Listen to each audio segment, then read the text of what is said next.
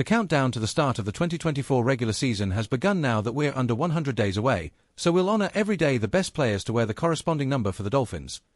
The top players at each number so far have been Jason Taylor at 99, Jared Odrick at 98, Philip Merling at 97, Paul Soliai at 96, Tim Bowens at 95, Randy Starks at 94, Trace Armstrong at 93, Zach Sealer at 92, Cameron Wake at 91, Marco Coleman at 90, Nat Moore at 89, Keith Jackson at 88, Andre Tillman at 87, Aaron Gadsden at 86, Nick Buoniconti at 85, Bill Stanfill at 84, Mark Clayton at 83, Brian Hartline at 82, O.J. McDuffie at 81, Irving Fryer at 80, John Giesler at 79, Richmond Webb at 78, A.J. Dewey at 77, Brandon Albert at 76, Manny Fernandez at 75, and Mark Dennis at 74. As a reminder about the ground rules, the top three will be determined only by what the players did while wearing that uniform for the Dolphins. We're back at a number with two players who clearly stood out above the rest.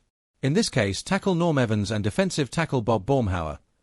Evans was a 10-year starter after joining the Dolphins in the expansion draft and made the Pro Bowl twice, in the perfect 1972 season and again in 1974. Baumhauer started 9 years, but missed a full season because of a leg injury. He made the Pro Bowl 5 times and was named an All-Pro in 1983. Where Baumhauer might have the edge is that he was the best player on the Dolphins' defense for a few years, whereas Evans was a good player on an offensive line with two Hall of Famers, Larry Little and Jim Langer.